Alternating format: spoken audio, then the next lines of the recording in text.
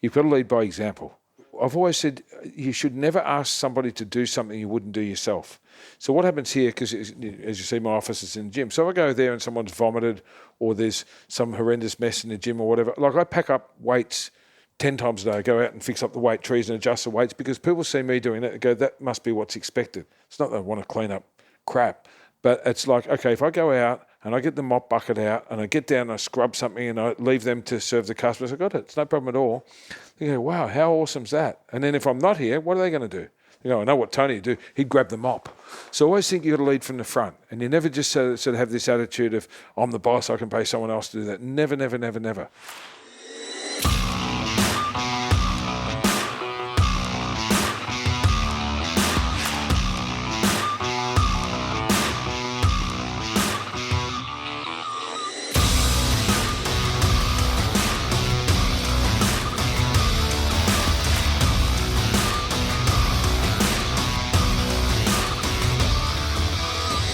What's up, everybody? Welcome to the Muscle Intelligence Podcast. I am your host, Ben Pakulski. This podcast, as always, is framed around building your greatest body, living your greatest life. And today's guest is an incredible leader. He's a mentor of mine, someone who is absolutely crushing it in his life. He's been through hard times. He's now seeing great times, and he's got incredible life lessons to share with us. And if you're interested in the fitness community, he's got a really interesting story that you can relate to, literally from sleeping on his couch in his gym because he didn't have the ability to afford rent, to not being able to eat, and now to being partners with Arnold Schwarzenegger. My guest today, Tony Doherty, is the owner of 4 gyms in Australia. He's the head of the Arnold Classic Australia. He's great friends with Arnold. And to be honest, he's just a great guy. And you're going to love this conversation about striving for your dreams, how to be a great leader. And you're going to love Tony's insights into how to pursue your dreams with reckless abandon and never, ever quit. Enjoy the episode with Tony Doherty. Welcome back to the Muscle Intelligence Podcast. I'm your host, Ben Pakulski. I'm sitting in a beautiful office staring at a bookshelf of amazing books that most of which I've never read. So just so you know, Tony, I'm probably going to poach some of these books. Sitting here with my great friend and the leader of the Australian bodybuilding community, Tony Doherty. What's up, my man? Good to have you here again, Ben, at Doherty's Gym here in sunny Melbourne. Dude, my southern home. And we just recorded about 10 minutes of a podcast, and my recorder decided to die, so I appreciate your patience. We're rolling this time. They never know. Yeah, so Tony, man, you're, as I said in our previous chat, in 2011 was my first time here, and, I'd never been to Australia. I was so grateful to have been flown out here and be able to compete at your show. And, as far as shows around the world, and you probably know this by now, you took care of us better than anybody else did, and I was so grateful for that. And you treated us like celebrities, and you actually said that in the beginning, right? So some bodybuilders get to compete, and we get amazing treatment, in many places. But in this place, you went above and beyond, man. You took care of our hotel, our meals, our transportation, our workouts. If we said we needed something, you had it, man. And from an athlete's perspective, I think that was a huge contributing factor to your continued growth. And as I said, also. That was kind of, from the outsider's perspective, kind of the beginning of your upswing. And now you've literally taken over Australian bodybuilding. Your Doherty's Gym here is a massive success and an incredible facility to train. Like, if you actually love to train, this is the place to be. And this isn't something that happened by accident. You crafted this. And I'd love to talk about that vision you speak of. Well, I guess, there's been a lot of turning points along the way, but I guess it started back, both with the Arnold Classic and with the gym brand. Is I think I went to the States for the first time in like 1990 or something. I went over there with an Australian bodybuilder called Sonny Schmidt, who I trained with and managed. Love his physique, man. Yeah, in fact, we went to a show in Buffalo, New York, upstate New York, which I emceed, and we did the Night of Champions, and we stayed in LA for about, it was 4 weeks in between, and trained at Gold's Gym. I had a little country gym at the time, and I walked out of there and said, I know what I want to do. And I went to the first Arnold Classic I went to was, I think, 91. And I met Jim Lorimer, and I said, that's what I'm going to do. I'm going to bring this to Australia one day. I'm not ready yet, but I know what I need to know. And I remember I got to ask him one question. I said, when do you start working on next year's event? He said, Monday morning, and kept walking. I'm like, wow. I better grow up and get ready for this, because you've got to be able to learn to devote yourself for 100, 200, 300 days straight to get shit done, and not to make excuses and all that. But that planted the seeds, I guess. And then I thought, well, I'm going to come back, and I saw what Golds was doing in Venice. I thought, shit, I'd love to create something like that in Australia. And originally I was going to do a Golds gym, but I was so broke I couldn't have afforded the license fee. Then I went back a couple of years later, and it kind of lost its edge, and it was becoming a little bit more mainstream, a little bit corporate. And I thought, there's my niche. I ain't going to do that. I'm going to go back. I'm going to work out what my brand is. I'm going to build those values of that brand and lock it in.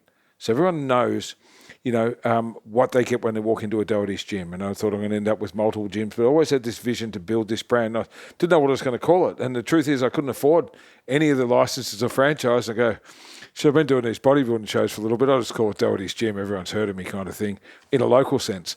So we did that, and I always thought about the clothing and the things that I learned watching the US models of what they did so well, and just thought, but I'm going to build something that I'd love to train in. Guys like you would love to train in. And when one day I have a pro show that they're going to come out and talk about and promote and advertise, I always had this long vision of how it was going to turn out. But to do that, you have to know what your brand is. And you can't just buck with the trends and change it around every time someone comes in there, like a woman come and say, you need to have child mining in your gym. And I know people have done that, and they've taken out squat racks to create an area for the kids to keep one person happy or two persons happy. The reason people go to your gym is because they don't want kids there. They don't want to be around that, YMCA feel or this mainstream thing. So I thought, we're not mainstream. Then I realised, if I build a gym like this, one day we're going to have one of these in every big city in the world, because every city needs a Doherty's gym. Somewhere where, I guess, we'll have the 5% of people that nobody else wants. Right. And that's totally a huge demographic, and no one else is fighting over it. And, somewhere where people don't want to train, they need to train. So we get all the insomniacs and all this. And I thought one day we'll be 24 hours. And this goes back. So then there's been a few things. And then 2001, I decided to do the first Australian Pro. And you talk about how we looked after the athletes and all that sort of thing. Well, the reason that was, apart from, I grew up in a country place, and my parents always instilled that in me, is to be a good host and look after people.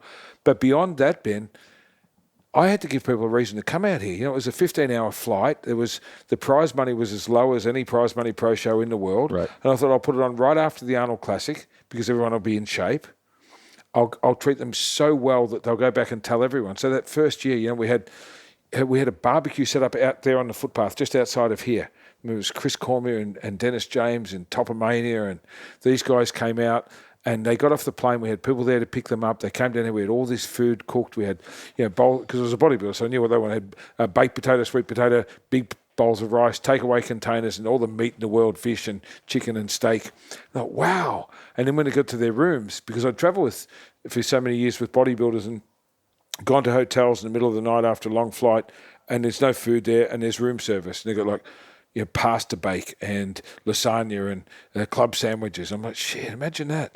So instead of that, I got apartments for everyone, with kitchens and stoves and fridges, and I'd load the apartments up with food. There's a bag of rice cakes and some fresh stuff and some fruit and just some things that they may need. And made sure they were doing it. And then we'd get them to the show, and we'd make sure everyone had a table to sell their photos, and I'd pump the crowd up and say, come and support Ben Bukowski, come and support Melvin Anthony, or whoever was there with their pictures, and make the guys into stars. And it worked, because in the next year, everyone wanted to come back, and the next year and the next year. And it didn't even break even for the first 4 years, but I knew I was creating something that would stand the test of time without just throwing prize money at it, because anyone can do that. And now it's the third longest, it turned into FitX and then into the Arnold, but it's the third longest running show in the world, only behind the Olympia and the Arnold. We're going into our 19th year. And that was always the philosophy, is to create an experience that money can't buy. And then the same thing happened with the gym. That anyone can go out with millions of dollars and buy all the newest equipment in the world and set up a facility, but it's got no heart and soul and atmosphere and the thing that people really crave and want. Yeah. So I did this with nothing. The first, this is what a lot of people don't know, because they see it now. They go, you're doing fine. When I opened my first gym in Melbourne in 1994, first year, I had a rice cooker, a vertical grill, which was like one of those old toasters you could cook meat in, and a couch. I didn't even have a television. I had a duffel bag with my clothes in it, and I slept on the couch at the gym. And what I'd do is get up in the morning, because we'd open at 6 at that stage, and I'd have a shower at the gym. I'd walk up to the nearest McDonald's to get a takeaway coffee and a newspaper next door, and walk to open the door so it looked like I'd came from somewhere, because I had to maintain my dignity. I didn't have to tell anyone I was doing it hard and I was getting the power cut off every month and I was sleeping on the couch. I didn't have a home. So I did this for nearly a year. And then at night, I'd close up at 10. I'd go hide behind a tree in the nearest car park while everyone left. And when every car had gone, because they'd sit at the front and talk shit, the bodybuilders and bouncers and thugs, it was just like telling all their war stories. So I'd just sit there, I'd either shiver in the winter or sweat in the summer, and then I'd go back in and, cook my food and lie down on the couch and do it all again, day after day, 7 days a week, doing all the hours with no staff and no handouts and no nothing. And I couldn't even afford treadmills that first year. So what I'd do, I'd just put every cent back into the gym. I didn't draw a wage for the first 7 years. I would, get $2,000 in the bank and I'd go buy a second-hand leg press. I traded a car for a lat pull down, so I didn't have a car. No shit. I believe you. Yeah, and that's how it all started. That's passion right there. Yeah, man. Yeah. And then the next big one was to go 24 hours. There was no 24-hour gyms in Australia. So I'm just going to do it. People said, how are you going to do it? I said, I don't know. So we moved into this building here. We rented out the back half because I couldn't even afford it. But the thing I did, and this is a great story for your listeners, I always say you've got to risk something that matters and you can't have a plan B. You've got to burn the boat. So what I did the first day that I opened here and said I'm going to be 24 hours for the rest of time, I will never, ever shut the doors again, I threw the keys away. I threw them over into that car park as far as I could, and there's no keys. And when we went 24 hours in the city, I threw the keys into the river. We had like a little ceremony now where we throw away the keys. And I have to instill that into my management staff, say, hey, there's no plan B. There's no natural disaster. There's no act of mankind or act of God that will close the doors here ever. So there's no actual keys to this place? No, I swear to God, never, no, because we don't close.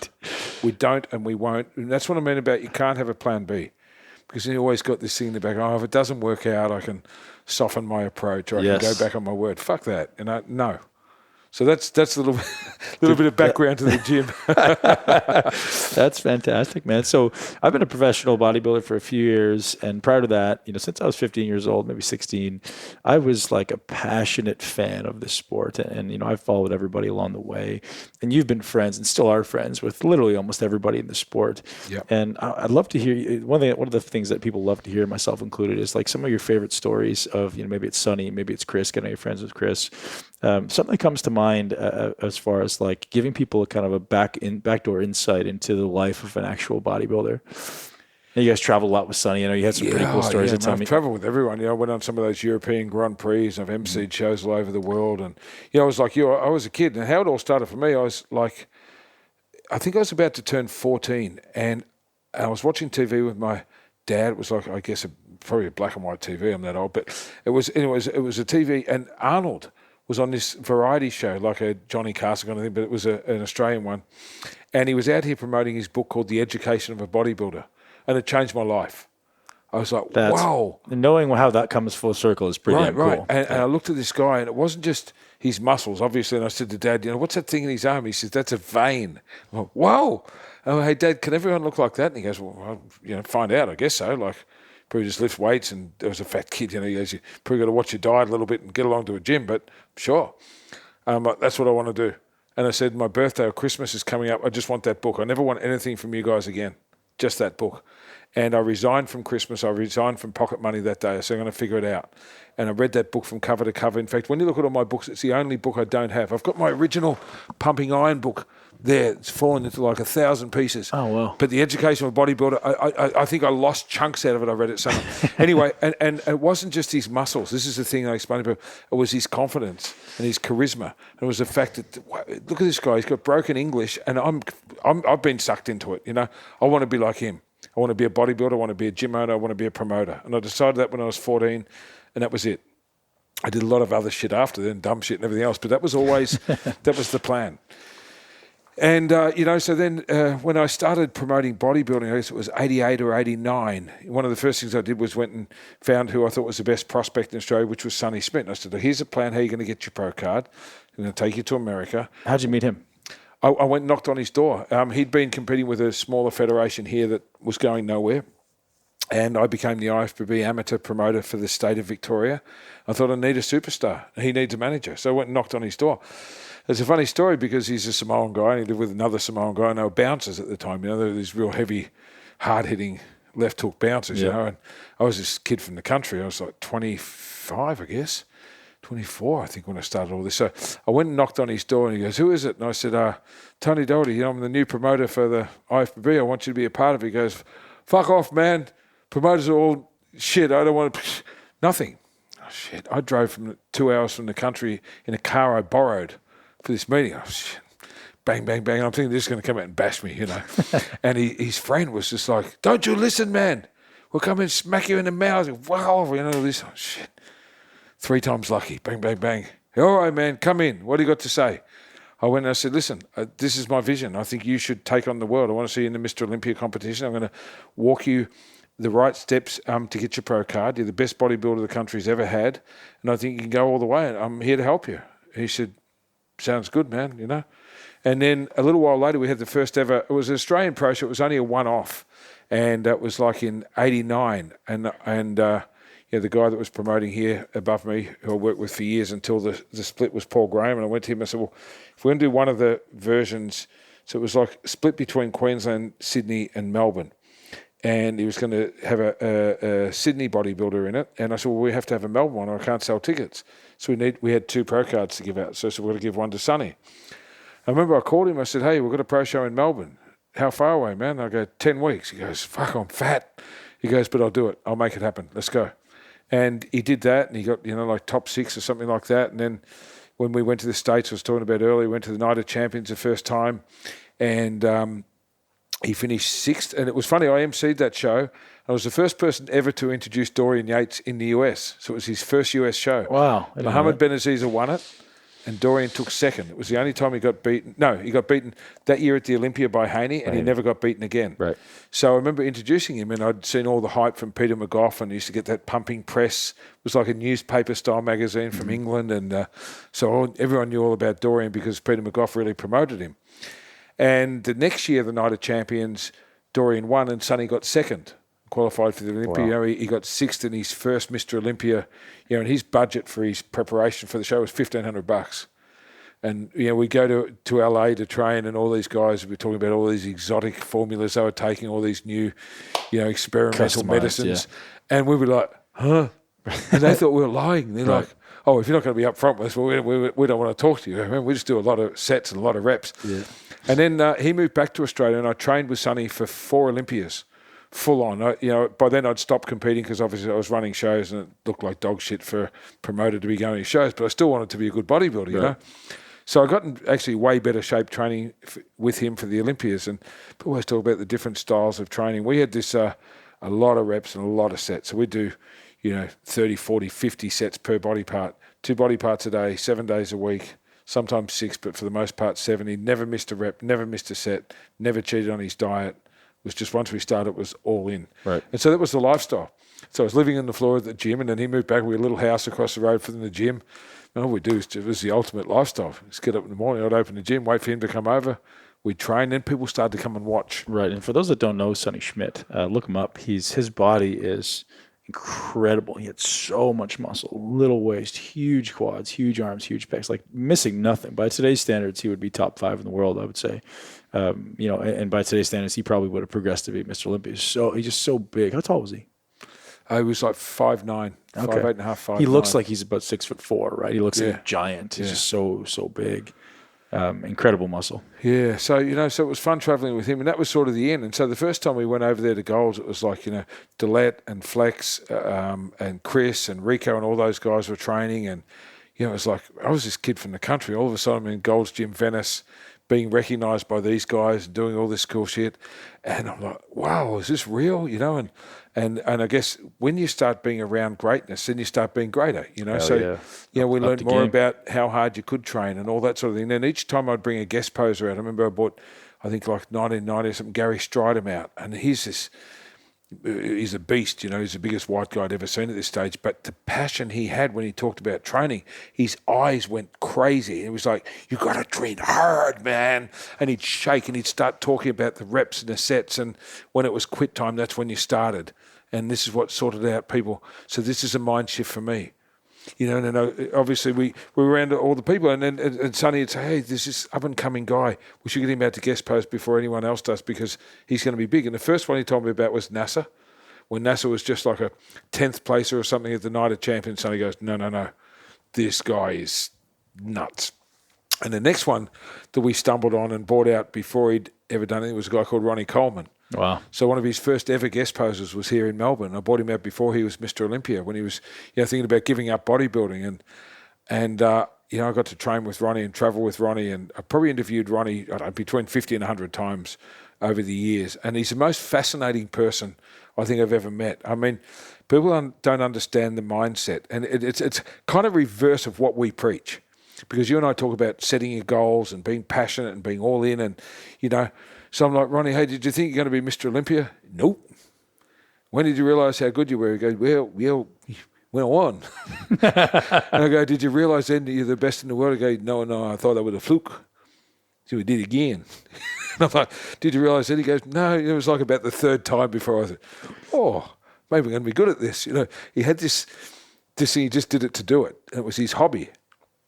But this guy, talking to Ronnie and seeing his mindset when it came to training and what he had to do. I mean, he won 4 Olympias, working 10-hour shifts in a squad car with a flak jacket on.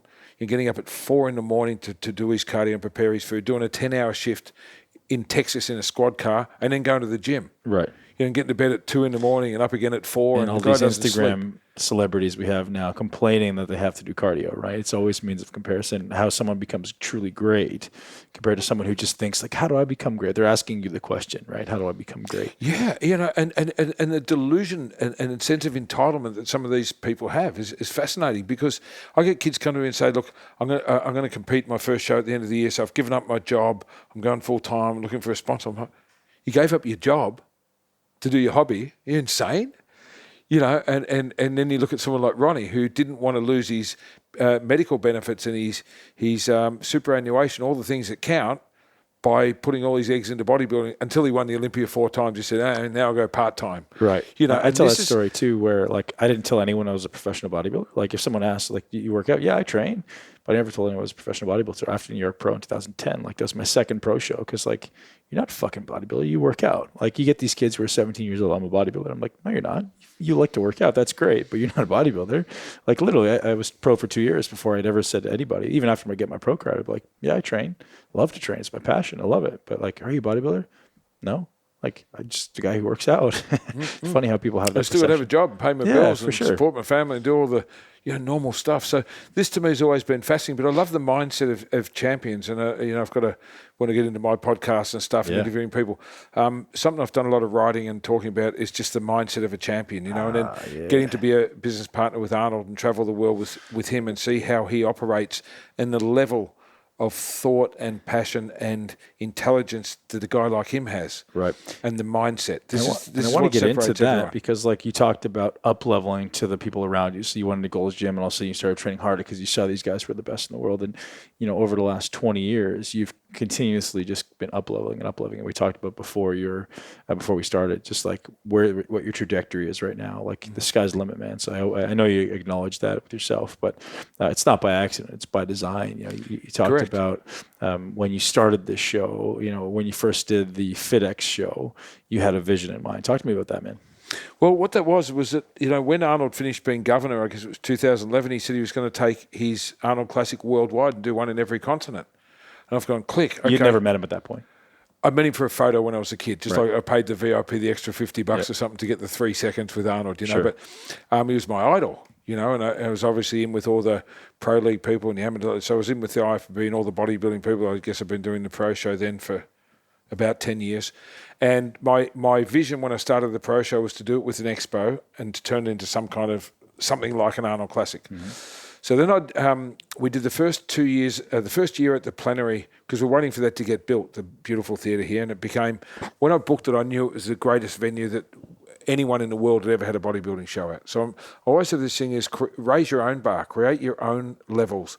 Don't look at the Olympia or another Arnold, go, oh, I have to be that good. I'm going, no, I'm going to take this to another level. I mean, that venue is world-class beyond doubt. I think I was here for the first year, and it was absolutely incredible. Right, and then setting off fireworks on stage because they said it couldn't be done. I said, of course it can be done. Figure it out. WWE does it. Right. I'll find a way.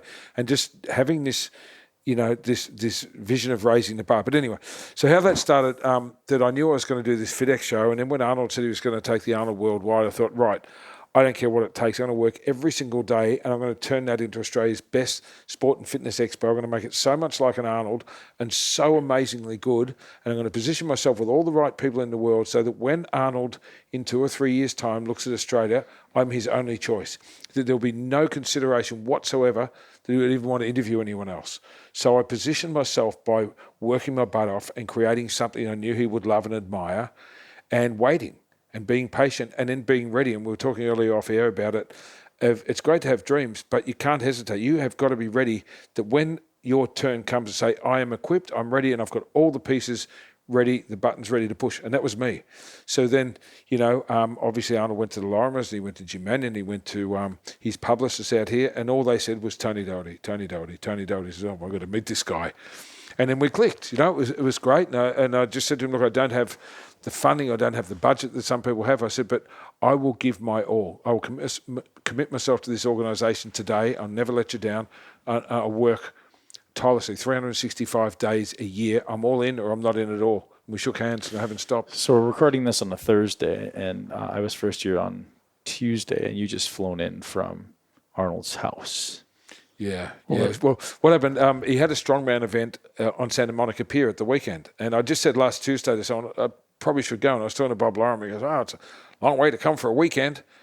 And I said, whoa, hang on a minute. I said, right. Arnold comes out here for me for the weekend. Right. He's 71. What? I'm going to find a way. I'm coming.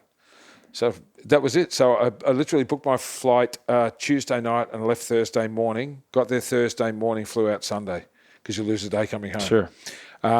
And we had a fantastic event. But look, I needed some. Look, you've just got to get shit done. So I needed some footage from Arnold for him to talk on video about coming back to Australia and how awesome it's going to be. He's a busy guy. If you just request it, and just doesn't happen. Well, it might not happen. And if I go there and say this is what I need, I'm sure he'll get it done. So I flew there for that and to sign up 3 strongmen that I wanted to get into our Arnold Australia. And, years ago, I remember seeing you at the LA Fit Expo, and it was one year that we didn't have so many people in the Australian Pro. And it was like, I think it was February. It was like January or February. And I flew to LA just to get some signatures and I took contracts with me. I went and I said, listen, give me a go. I'm going to give you the best time you've ever had. I remember Evan Centopani, Dennis Wolf, and someone else that year. I just went out and said, come on, bro. I'll get you here. I'll pick you up at the airport. I'll give you an experience you'll never forget. And they signed. I think Roden might have been at that one. I don't know if he was. I know he competed at the Flex Pro, and it was right after the Flex Pro. I can't remember, but he didn't come out that time. But anyway, so I was always willing to do that. And I thought, it'll be a little bit of fun. I get to catch up with Arnold and the team and so on. But it was better than I could ever imagine. So I got in Thursday morning, took a shower.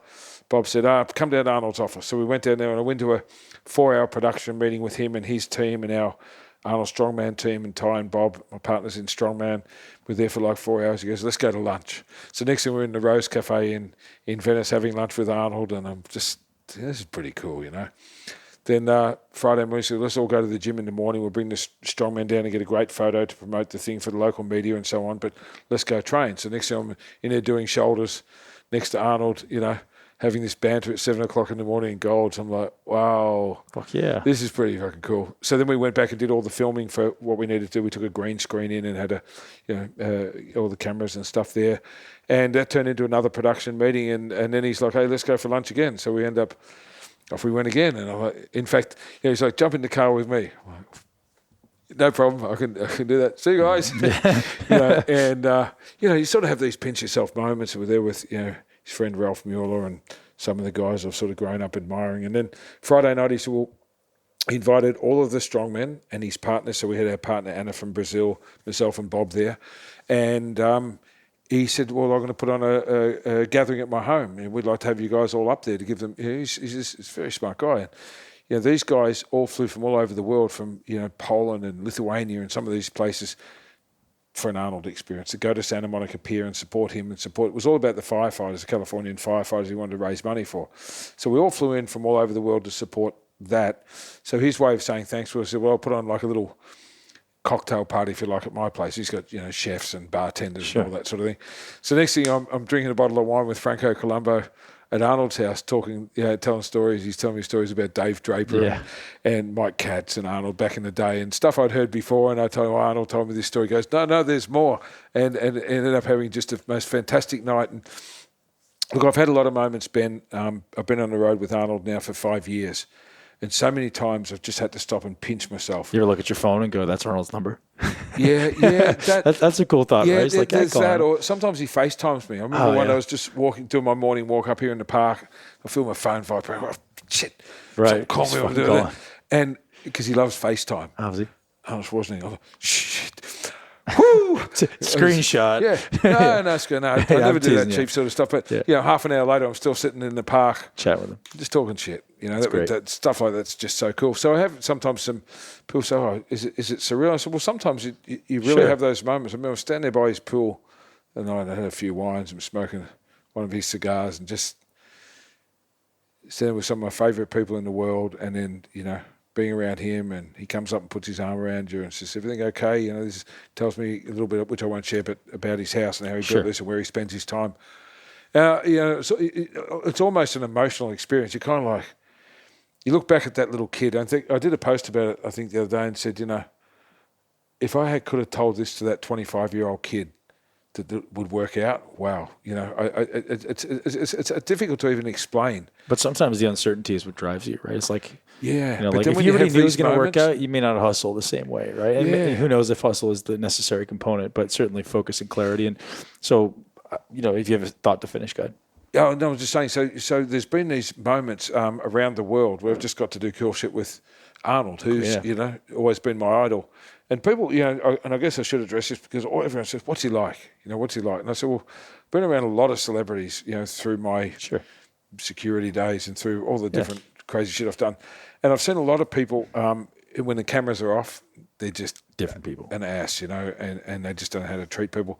And I always say Arnold is everything you hope your idol would be. He truly is. He's curious with everyone he meets. He's polite. I've never seen him talk down to a waiter or an Uber driver, ever, ever, ever. And that's when we're privately dining and we're tired and it's late. He thanks the driver every single time we get out of a car. He's gracious with the waiters and the waitresses and makes them laugh and feel important. He's got this great gift of making everyone feel important. And he'll walk into a kitchen and congratulate the chef, and he'll say to the waiter or the waitress, because of you, I'm going to try this soup because I trust you, because you're such an amazing at your job, and so awesome.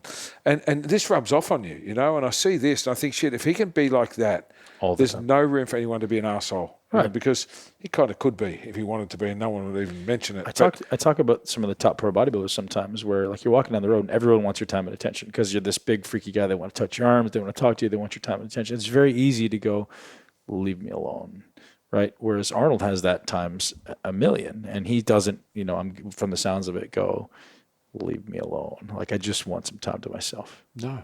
And even if he hasn't got time, he still makes people laugh and feel good about it. Someone comes, can I take your photo? He goes, yeah, for sure. And he just keep walking. And it's their job to chase, because they weren't quick enough. Bodybuilders are notoriously bad for saying, leave me alone. I'm training now, or I'm doing this. I've seen good and bad with that over the years. Sure. And some people, look, bodybuilders at that level are like racehorses. They're like thoroughbreds. For sure. Fine-tuned thoroughbreds are in the zone, and with the water depletion and the diet and the carbs, you can have people deteriorate and come back up as they cycle the carbs. You're one. You could be very difficult. No, you could on that low carb day. No question. And you're manipulating hormones and stress, and all that. Sleep. And deprived. It's our job then to accept that, and then just put some people in the right position. Just don't approach dude while he's training.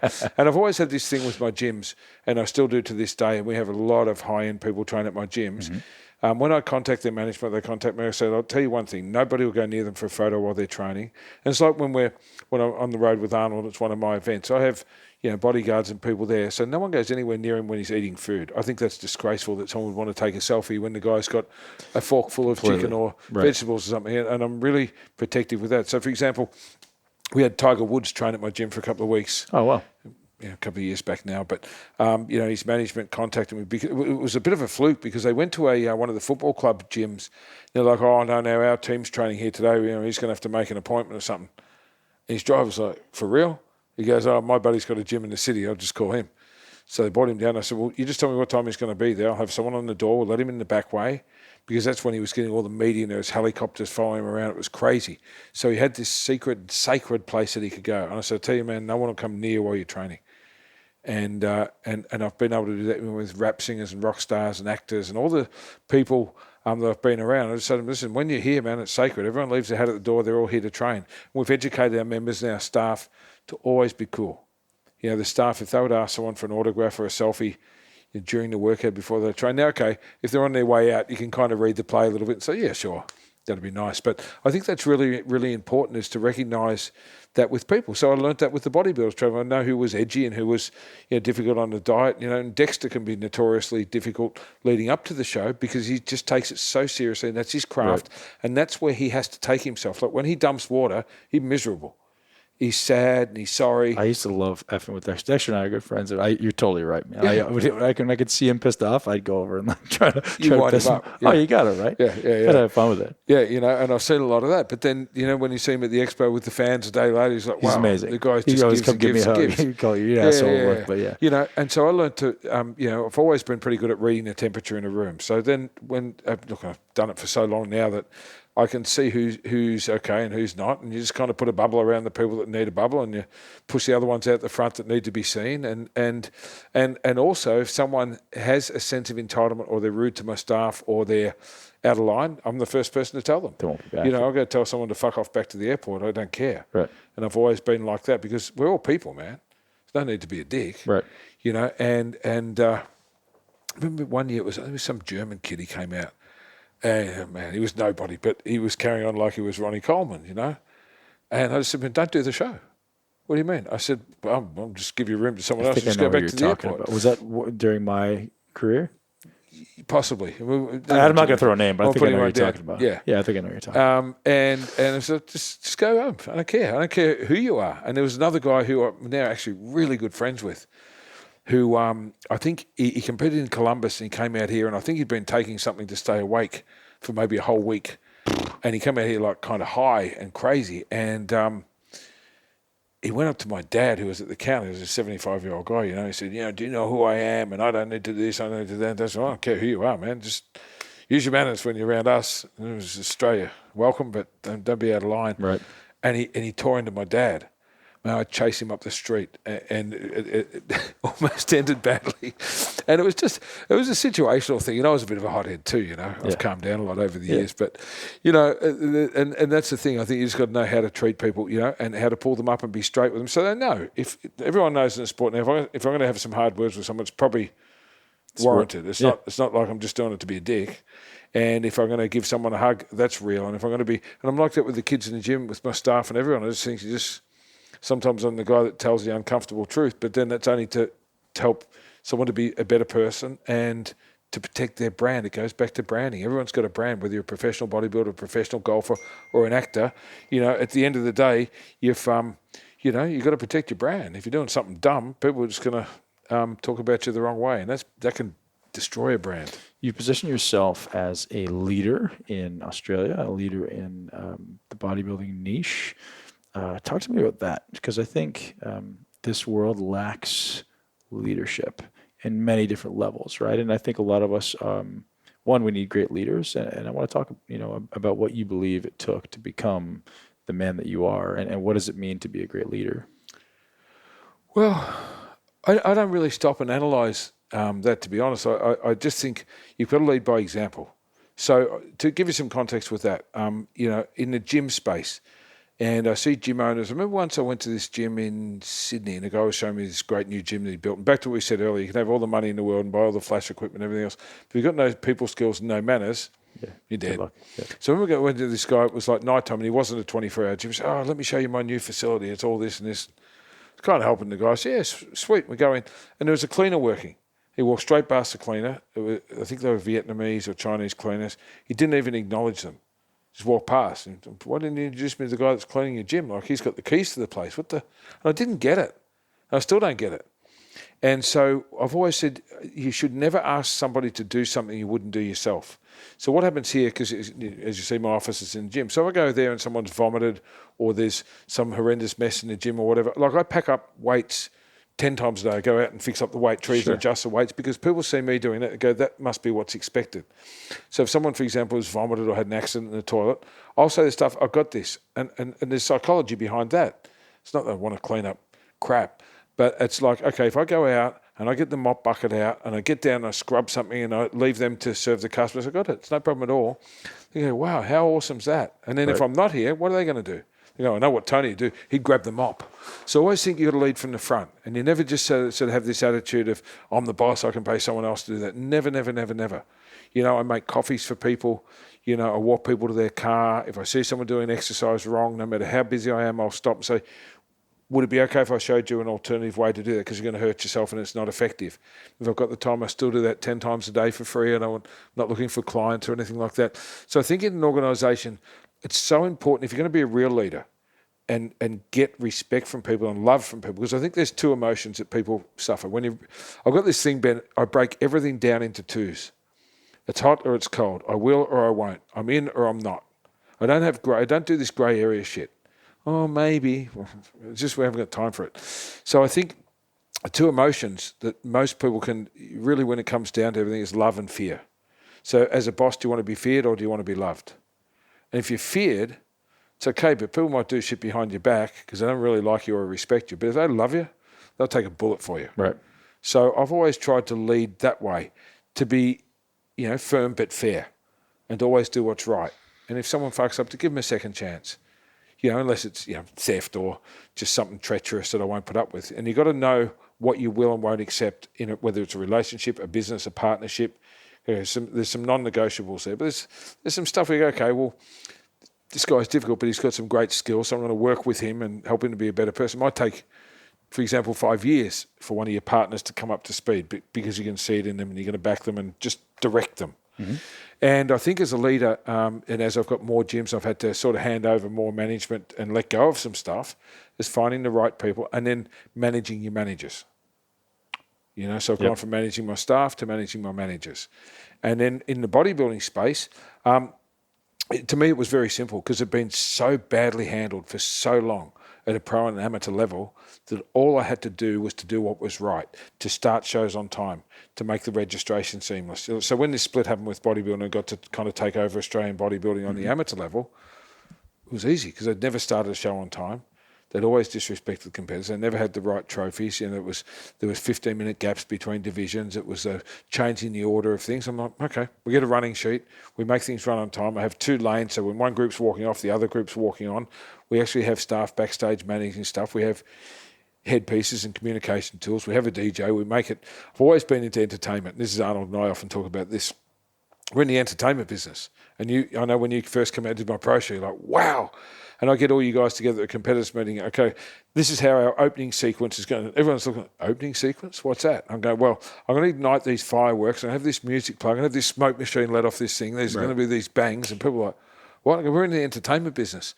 If a bodybuilding show is going to go, for example, on an amateur level for 12 hours and then run late and go till midnight, you got all these people that come to see little Ben, the 19-year-old junior, compete. They're sitting there going, I'd rather die. I'm never, ever, ever going to do this again, no matter what. I don't care if the guy becomes Michelin Man going to one of these shows again because it's so badly run. And then one group finishes and there's a 15-minute wait, and then you have some MC or some head judge talking about themselves. I'm like, huh. Or bringing people up for interviews that are nobodies, obviously to kill time because your backstage is not organised. It's like, man, I'm going to raise the bar. I'm going to do this like we started fresh and write a whole new script and say, okay, I'm going to blow people's fucking minds with how well run this is. I'm going to have competitors go, what just happened? There was food backstage and cases of water and Powerade for if my fluids were a little bit off and donuts for after the show and a medal for every single competitor to remember that they did something and can take that back to work. It's a tough sport. You can work your ass off and look the best you've ever looked and still get 9th or 10th. And you go back to work and go, did you win? Right. You know, so I do one of my relentless talks at the start of every single show. I sit the competitors down, I explain about how far they've come, and I congratulate all of them on their efforts because of the people that pulled out that didn't have the heart. And it turned into this experience that no one's even thought of before. Well, I've never heard of it in the world. So we do this. We have a gym set up backstage. We have the tanning and a makeup studio.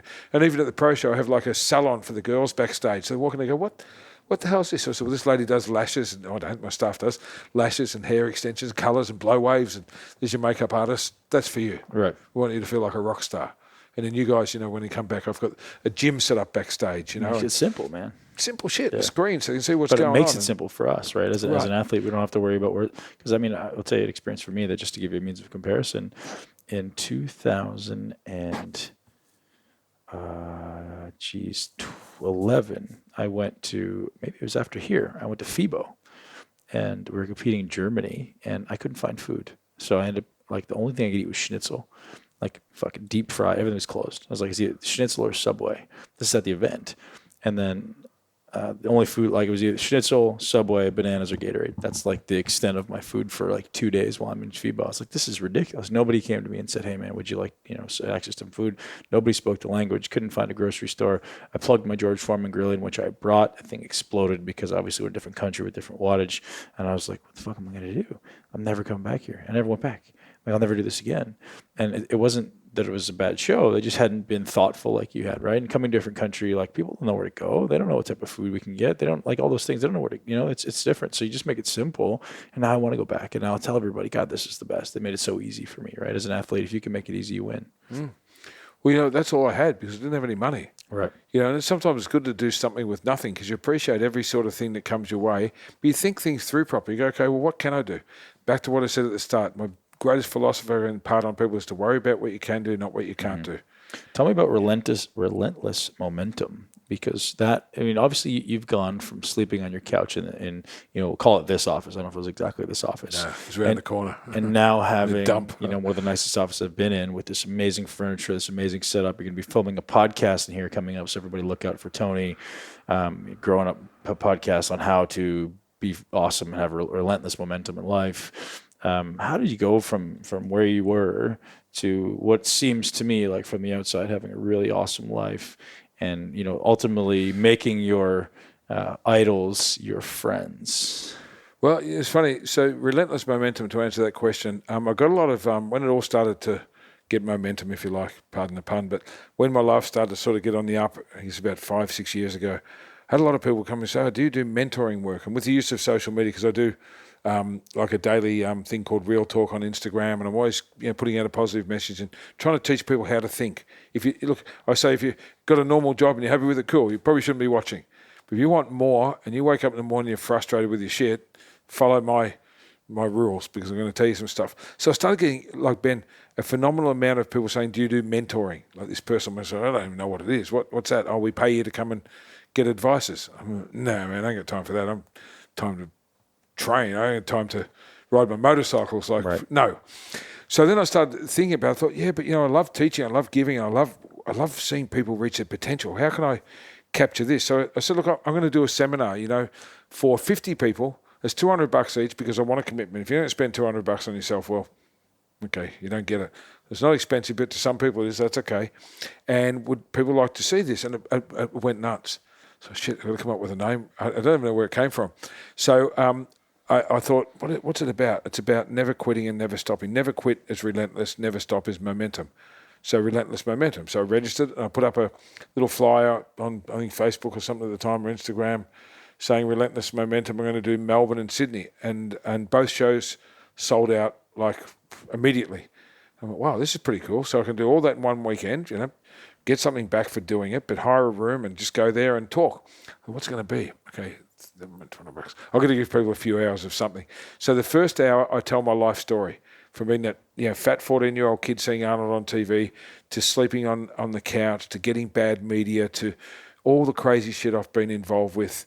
And I don't hold back on anything. So I'm completely honest with my failures and my shortcomings and the dumb shit I did when I was younger. Through to all the breakthrough points we talked about, which were getting a TV show, being the weights coach at one of the AFL sides, starting the pro show, starting FedEx, and becoming Arnold's partner and friend and so on. So I go through all these steps of the things that started to turn the corner. And the thing that I try and impart on people is you've just got to outlast and stick it out. Like everyone says, you've just got to be the hardest working person in the room. Okay, but what if there's someone else that works hard like you? Well, you've got to outlast. It's like Survivor. Outplay, outsmart, outlast. And that's always been my thing. So when I start my seminars, I always say, listen, I'm just one of you guys. I'm not going to put myself on a pedestal. And I've been and seen some of the great speakers, your Tony Robbins and some of these really influential and amazing people, but I find they kind of put themselves on a pedestal and talk down to people like, if you want to be like me, it's like that old saying, people say, if you want to be rich, send me $50, I'll tell you how to get rich. Yeah, exactly. I get rich because everyone sent them $50. Right. So I never wanted to be that. So I'm like, you know what, I'm just one of you guys. And when I started out in my gym career, everybody had more money. Everybody had more education because I flunked out of left school. I didn't flunk out, I just left because I hated the authority and the bullshit and I just wasn't buying their dream. So I bailed. I left home at 17 and hit the road, And so I had everybody had more money. Everybody had more education. And most of them were smarter than me. So what did I have? I don't quit. Some of these guys, and this was, then you start to use your weaknesses or your perceived weaknesses as your advantage. So I'm like, I know what it's like to sleep on a couch, to have the power cut off, to have to spin bullshit and hustle and do personal training. Like the first 2 years at the gym, man, I was doing debt collecting for bad people at night to keep the doors open at the gym because I couldn't draw a wage. I was doing PTs before anyone knew what PTs were, just handling people through their workouts and then doing security at night and working around the clock and doing crazy shit because there was no way I was going to let that thing fail, no matter what I had to do. And it's that, when I say outlasting. So then I think, okay, what if someone that was from a sense of entitlement and a wealthy family and highly educated had to sleep on a couch at a gym and take shit from people? They're going to quit. They're going to go, I didn't sign up for this. And they're going to walk away from it. Or if someone, for example, worked this, right? or someone worked a whole year on a pro show or an expo and then lost $30,000 or $40,000 that they didn't have to lose. They're going to go, I'm going to cut my losses and walk away from this. I'll tell you this, the second FitX, I stuffed up on some advertising, some things because I listened to the wrong people and thought other people knew my brand better than me. I lost $120,000 on my second FitX. And of course, my long-suffering accountant was like, maybe you should cut your losses and walk away. I said, maybe I should learn my lessons and get better at it and get that money back next year because, I didn't go to college or school or anything. And I'm sure it would have cost me more than $120,000 to learn or to think I'd learned in school what I needed to know to be good at running expos and events and being a great promoter. So I said, I'll just take that as an investment. People say, they don't understand this attitude. I'm like, you got to put a positive spin on everything. My life's fallen apart a number of times. My marriage fell apart, and people said, it must be terrible. And they'd grab your wrist, say, are you okay? I go, never better. And I'm not twisted or bitter or vengeful or jaded. Why would you be? In fact, I'm going to show guys how to handle their shit and how to be a good person and a good ex-husband and a good father and how to be gracious, man. Like, look, and I've always just had this thing, Ben, to be able to find some light in darkness. And no matter what, just go, yeah, but that's not so bad. I still get to eat every day. I still get to hang around with cool people. I still get to go to the gym and even back then when I was so broken, I thought, can I really outlast everyone? Yeah, I can. And all the gyms that were open around me at the time are all gone. All the promoters are gone. Everyone that tried to destroy me, they're done. They're done, man, because they were weak, And back to bodybuilding and stories. I go all over the place with this, but there's something I remember Dorian Yates. Remember the first time I interviewed him. And this is in an era where Flex Wheeler and Vince Taylor and, these guys and Kevin Leveroni, who no doubt had better genetics than Dorian and better shape and more pleasing shit going on. And I said, what's your strength, man? He goes, their weakness. He goes, it's very simple. They're weaker than me. He goes, I know they cheat on their diet. I know they skip their cardio sessions. I know they walk out of the gym when the going gets tough. I know they don't finish their posing things. And there's no internet back then, but someone would call him and say, I heard Flex in the gym today tell someone he went to the fridge during the night and took some scoops of ice cream. He'd go, I'd hear that. It was like fuel on a fire. He goes, I'd do an extra 20 minutes cardio and miss a meal. Or lower my carbs even more because I heard that. And I'd hear that someone punked out on their workout. So I'd stay and do an extra hour. There's so much power in knowing that you're doing what the enemy won't or what your competitor going won't. where no one will go. And, it's funny and it's fantastic that Netflix has released the Ronnie Coleman DVD, Generation Iron and the whole thing. Okay, there's some things we'd all like to see improved there. But the story and the fact that people got to know Ronnie's mentality a little bit. I was a big fan of that because he just says it simply. I was willing to do the stuff that no one else was willing to do. And I remember Jay, who I'm just a huge friend and fan of Jay. I just think he's just, what an ex-bodybuilder Cutler. should project. Yeah, Jay Cutler's a class act, man. And there's a couple of things he said on that movie. He said, if it was anyone else, I'd feel sorry for him. But Ronnie, I don't think he'd change a thing. And the other thing was, and he's a guy, but Jay was hardcore. He said Ronnie was willing to do the stuff that no one else was willing to do. He was willing to go places, dark places that nobody else dared to tread. And that was Dorian. And he knew that. He just knew he was essentially stronger than all of them mentally and emotionally. So this is what I learned in life, that I can outlast and outwork anyone, because that's my space. I can't be beaten in that.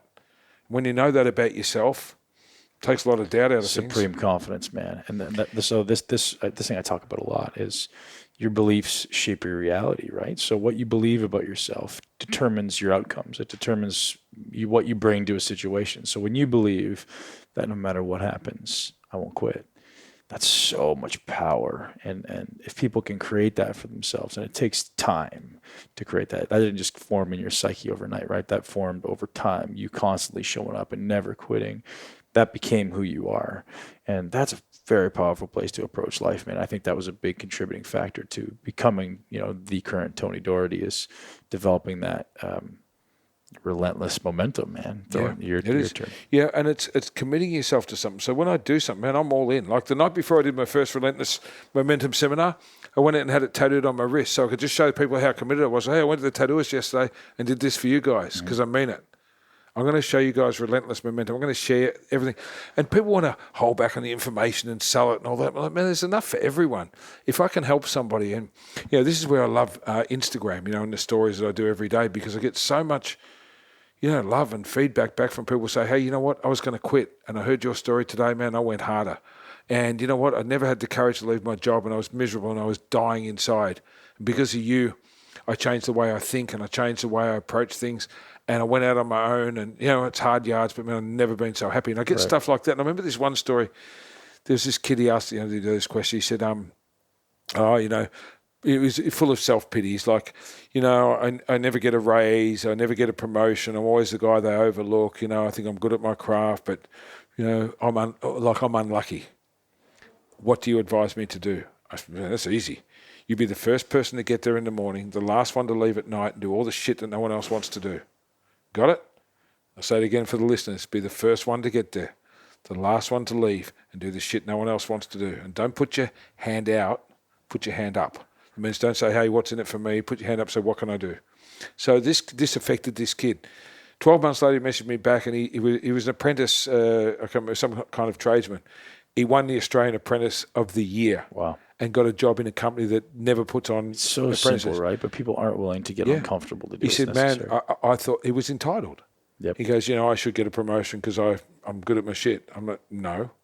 Your boss don't even know who you are. Right. You be the guy that's there when he gets there, that stays back after he leaves, that picks up the mop and the bucket and the broom and just empties the bins and does shit that no one to think. I said earlier, I go out and empty bins all the time to lead from the front. And I think that stuff's so powerful. So back to that thing, this relentless momentum, I really enjoy, Ben. I want to do more of that. That's what's going to be the name of my podcast. And just like giving back, I think it empowers you more than you could ever ask. I do that with my team, my staff. Is I ask the question, what does excellence look like for you?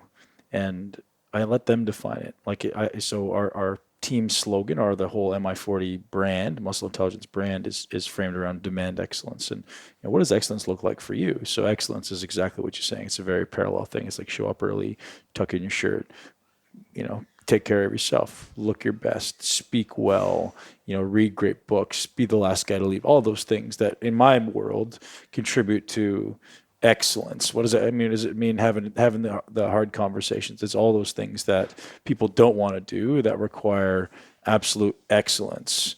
And that's where we come from, man. So it's funny that you and I live these parallel realities, just different articulations of the same thing. And No doubt. It's a funny thing because it's not that complicated. It's never. It's like, people say, what's the most important thing to impart onto your children? Well, that's easy. Manners. You can have all manners and people skills. You can have all the letters after your name. And I know in America it's such a big deal. You've got to go to college or you fail. Out here it's not so bad. And I broke the mold with that shit anyway because I never bought their dream.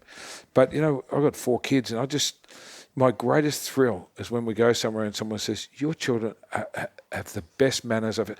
This is incredible. Please and thank you. One of my daughters, she makes a big deal because I get them to order their own food because I take them to restaurants all the time. And I said, read the menu, and when the waitress approaches, don't be waved. When the approaches, it's your turn. And one of them, she's articulate. She pronounces it properly, and she says, please, and she says, thank you, and she says, thank you for your trouble. And it makes, well, all of them do, but one of them goes over the top. And it makes me so proud. And I think, you know, you can have all the letters after your name, you can have all the PhDs and all the shit in the world, but if you don't have manners, no one's going to like you. And if you don't have people skills, no one's going to want to work with you. So I expose my kids, you know, I have them working part-time at the gym from when they're like 10. Just come and serve some customers, learn some, you know, please and thank you and how to read people. And, you know, our gym's really unique as yours is. But we're talking yesterday about the gym brand. And when I have my staff meetings with the gym side of it, I try and tell them how fortunate they are. I say you're the luckiest people in the world because everybody looks forward to seeing you. What other job in the world, people just think all day, shit, when I see Ben, everything's going to be okay. When I see Tony, when I see Andrew, everything's going to be okay. You don't know what people go through to get here. And it always rings true that, it's a little bit of a story, but there's one guy that comes in, he's like no one knows what he does, but he's a kind of quirky guy, and he comes in, he's kind of a bit down sometimes. Sometimes he doesn't say hello, and he's kind of beat up when he gets here, and people say, oh, he's an ass, or he's this, or he's that, or he's always moody. Ever taken time to see what the guy does? So he's like at the high end of talking people off bridges when they're about to jump, and going removing kids from ice-addicted parents, and, you know, doing the ugly shit that no one else... Probably not sleeping a lot, probably a lot high stress. Doing night shifts, but doing just horrendous shit, man. Dealing with the scourge of the worst of society because someone has to do it. And he comes here to unwind and diffuse, and he drives past 20 gyms to get here. He's the kind of guy who needs a hug when he walks in, right? Well, he doesn't. No, he just needs to be left the fuck alone. Right. And that's the whole thing, is that I have to teach my staff, don't be trying to get a hello and hi, how are you, all American, have a nice day off everyone, because maybe it's not their time. Maybe they need this workout more than they need to breathe or a hug or anything else, because it's the fibre that holds their fucking life together. And being that we get the 5% of people that nobody else wants, we're at the other end of the market too. And we get insomniacs and nutcases and, CEOs and criminals and everything in between. I'm like, man, you got to understand, people are looking forward to seeing you. You may be the tiny bit of thread that's holding their whole fucking life together. But you might not get a smile or a hug every day. Just be cool. Just be cool. Yeah, when someone walks in and they just look like they've got the trouble of the world, you say, okay, bro, you're good? Yeah, I'll come see you in the gym. Give them 20 minutes. Go. If they need to talk, they'll talk. If they don't, they'll be closed off. But I'll tell you one thing, they'll be better on their way out because they had their fix. And this is what people forget. So if you work in a bank or in a government department, or you're a parking inspector or whatever, who looks forward to seeing you? No one. No one wants to go to the accountant. No one wants to go to fucking court. No one wants to, you know what I'm saying? But we take this for granted in this industry. Oh, yeah, but, it's so hard. Not got to deal with all these people. Oh, poor you, This is what you signed up for. You're in the people business. And this is the greatest thing I say to personal trainers that go out and, these ones that go out and upskill and they read every book in the world, haven't got any fucking people skills. And they can't get any clients. I go, because you don't know people. You're in the people business. Some people are actually buying friendship. Yeah, they want to train their ass off, but they haven't got anyone else they can talk to. They haven't got anyone else that they can come and be that person for them. And here you are counting reps, being blank and not reading their emotionals or where they're at, or the fact that, they need to back off a little bit today because it's tough out there. And they're giving you $80 or $100 an hour for you to stand there like a zombie or to check your phone all the time. Man, be a human. When people the most successful people are the ones who can read the temperature in the room and understand their people and give them what they need. And it might be hard love. Sometimes too, you got to be that difficult friend. But it's all those things, Ben, that we've got to impart onto the people that are listening and onto the kids, is to say, sharpen up on your manners. As you said, those habit-forming things. Make your fucking bed in the morning. Clean up after yourself. I go eat 3 times a day when I'm at work. I never leave dirty dishes in the sink. Never. And sometimes when I do an interview, I'll get someone a glass of water, give them something in the vessel and see what they do with it. If they want to come work for me, do you put it back in the sink or do you want me to clean up after you? Right. You know, when people leave their weights out, I'm still obsessed with this. So on my iPad I have all the cameras. There are 26 cameras. I walk out there and someone's left their weights on the dip machine or one of the back machines. Man, I go back through the video. If they're still here, I just walk straight up. Say, dude, have you finished with it? You know, like I'm friendly and I want to use the machine. Have you finished with that hammer strength row over there? So yeah, I'm done, man. I go, well, what do you want me to clean up after you? And I change my eyes and I fixate at them like, oh, so you want me to clean up your shit? Like, maybe you should get your mum to come down. And they're like, what? I go, man, it's a condition of training here that you clean up after yourself. What the fuck are you? Imagine if everybody did that, or someone leaves 8 plates on a leg press. I'm crazy about this shit. And because my standard is so high and I clean up after myself, be leaving your dishes in the sink and leaving your weights on a machine. No, I won't put up with it. I just say to people, really, in fact, sometimes I call them up and I say, look, it's really, really simple. You've now got a choice. I'm leaving the weights on the machine. You're going to drive back here and you're going to load the machine. I'm going to put an out of order sign on it until you get here. Because if someone walks in and they want to use that machine, it's full of weights, they think, oh, someone else is using it, I have to go do something else. And that's really rude, man. I just don't tolerate it. So once again, leadership from the front. I do that hard stuff. If someone stinks, I go up and say, hey, you need to use some deodorant, because everyone's talking about it and no one's got the heart to tell you the truth, man. You smell. So, you're going to lose members. Okay, yeah, but you might lose members because your gym stinks. You might lose 10 good members because one fucker doesn't wash in the morning. Right. You know, or you might lose members because they come in and the machine's always loaded with weights. How about you pick up the hard ball sometimes and just say, you know what, let's set some standards and then lead from the front. Love it, man. Dude, there's so much wisdom in that, and I'll take a lot of that to heart. And it's just, something I talk about all the time is holding yourself to a world-class standard, and that's what you've done, dude. So, Tony, man, I'm so grateful for your time and what you continue to do. Tell people about the Arnold Classic, when it is, and where they can find it online to get more information. Well, online it's arnoldsportsfestival.com.au. On Instagram, it's arnoldsportsau. And so on. It's on March 15th to 17th. Well, it actually starts on the 14th because a great strength summit we're doing on the Thursday. So we've now backed things back to the Thursday. So we've got a great strength summit.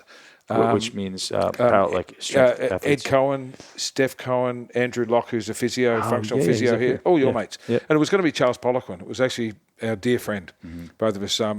He was going to be the headliner for it until he passed away, and then we kind of parked it for a minute because how do you replace him? Yeah, man, you know. And I know he connected you and I with Watson and with Prime and all those groups. He put us guys together. We'll be forever grateful. So I was talking to him the week that he passed away, and he was, I'm in, set it up. Yep. And so it's sort of, a tribute to him as well. But we've got a strength summit on the Thursday, which is, so all 4 speakers do 90 minutes each. Then at the end, all of them come onto a panel where someone's going to ask hard questions and pit them against each other because they're different philosophies and stuff. And the other guy is Sebastian Oreb, who's Thor's coach. Yep. Yeah, Aussie strength coach. So he's coming up on the podcast as well.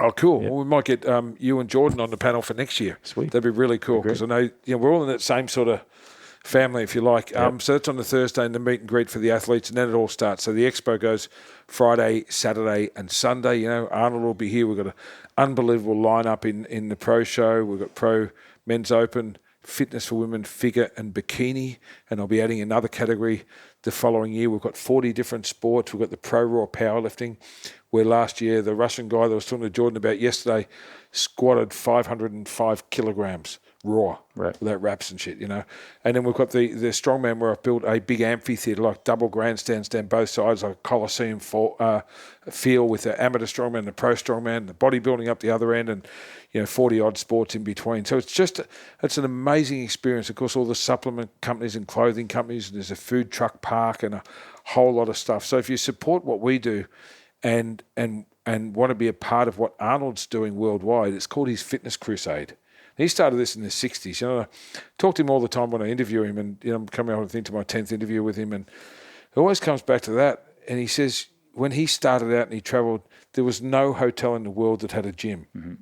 You couldn't find a gym that had a casual workout rate or anything like that. And he says, look now, everywhere in the world, every fire station, every police station, every university, every single hotel's got some kind of gym.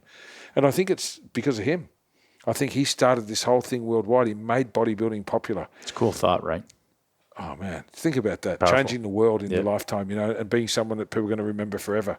And I think he's that. I think he's the most recognizable person in the world. I think he's the smartest guy I've ever met. But once again, this is always a long game with him. He was thinking 20 years ahead and 30 years ahead when he was doing this stuff. When he did Pumping Iron, it was to make bodybuilding popular, to be that villain that everybody loved, and to make it mainstream, and people want to shit on bodybuilders. Oh, I'm not a bodybuilder. Yes, you are. Every single one of you. Every footballer lifts up their shirt to show their abs, and every time, one of these runners, Usain Bolt or something, runs 100 metres under 10 seconds, what do? They do an archer pose, right, or a most muscular. Yeah. And everybody that wants to be leaner. And that's why people in gyms, they go up to bodybuilders for advice. So, well, how do I get a little bit leaner? How do I get those veins in my arms? How do I get my legs a bit bigger or stronger? So all the sports in the world, every single sport that does weight training exercises to be better at their sport, they're learning from us, from bodybuilders. They're bodybuilders. Yep. They want to be bodybuilders, but they still are. And it's just how you define the term, right? Yeah, right. Yep. And then, the low-carb diets, now this trendy thing that all these scientists are taking ownership of. Man, we've been doing it since the 60s. Right. It's what works. Carbs make you fat if you have too many of them. That's a simple thing. But now, and everyone wants to put a label on. The latest one is the label is fasted cardio. Well, there's a bunch of us have been training on empty stomachs since the beginning of time. Yep. But now I've got to be part of this cult and this club and this tribe. Fuck off. Come on, man. Dude, so much wisdom. So I think we owe so much to Arnold. And if you're part of that, come along and support the Arnold Sports Festival. Wherever you are in the world, go along, man. It's incredible. I've never had anyone that just doesn't have a great time. We had 75,000 people there last year. We want to break all records this year. And come and feel the passion that we have for what we do, because it's real, man. And I think one of the things that we can do as far as a call to action for people out there is if you're someone who's already in the fitness industry, make it your job to bring one person who's not in the fitness industry, or one person who you think would benefit from being around fit people, because it's totally inspirational to be there, man. I've been there 4 or 5 times now, your event, and it's such an inspirational thing that may just be the catalyst to get that one person that you care about off the couch and into the gym, or off the couch and walking and caring about their fitness. And I think that may be the call to action, is like, bring one person with you cool. that you love and want to and it might be that one person goes back to work and changes 10 other lives. Exactly. I mean, this shit spreads. Yep. It really, really does, and I think people don't understand the power they've got in the positions. That's why I say, if you work at a gym, acknowledge that you're in a great spot, because you're changing lives, you're saving lives, you're extending lives, and then when people see someone else do a transformation or become something great, then they get on board, and then it just spreads. Like, you think about how many people are working out now, how many people listen to the podcast, how many people share this kind of stuff. And I think it's fantastic. And everybody jumps on social media and wants to look at all the holes and all the gaps and all the shit parts of it. How good is it, man? It's great. Like, I say to my kids, they've all got phones, and some parents don't want their kids to have phones. Well, teach them how to use them properly. My kids are the best researchers I've ever met. I'll be driving along, I'll say the name of the restaurant. One of my daughters will say, it opens at 5, you don't need to book, and this is the price range of their food. Right. And you need to wear a collar. It's amazing. Or I'll say about some place I've been, tell me 3 things about this place. They're Googling it. One of my daughters, I was telling someone yesterday in the gym that was with you, has become like a makeup expert. She's 10. She learned off YouTube. She went in and learned so much. Another one does calisthenics and all this stuff, because she researched it and learned. What an age we live in. Like, man, when I was young, I wanted to know, so I had to go to like a library, or there was no going online. I had to get like a magazine, fill in a form, send a check, wait for it to clear overseas for someone to send me a freaking book. Now you've got every library in the world on your phone. Right. Access to every piece of information, every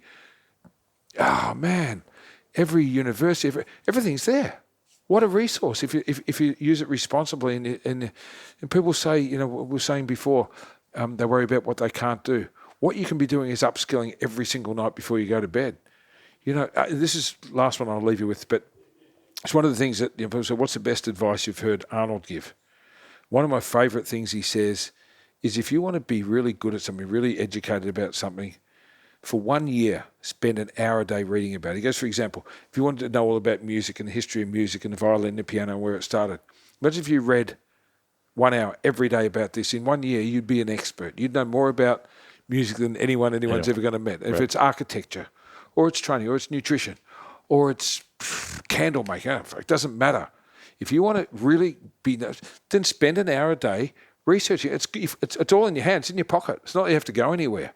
Instead of watching some drama on Netflix, or even worse, following negative people or celebrities that are basically fuck-ups on Instagram and then shaping your life around their habits. Right. Get away from that and do something positive for yourself, man. It's all there.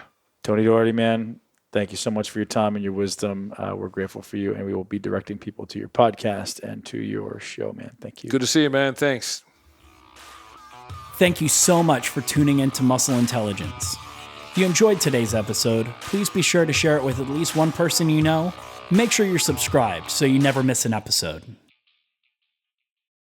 This podcast is for information purposes only. The statements and views on this podcast are not medical advice. This podcast, including Ben Pekulski and the producers, disclaim responsibility for any possible adverse effects from the use of information contained herein. Opinions of guests are their own, and this podcast does not endorse or accept responsibility for statements made by guests. This podcast does not make any representations or warranties about guest qualifications or credibility. This podcast may contain paid endorsements or advertisements for products or services. Individuals on this podcast may have a direct or indirect financial interest in products or services referred to herein. If you think you have a medical problem, consult a licensed physician.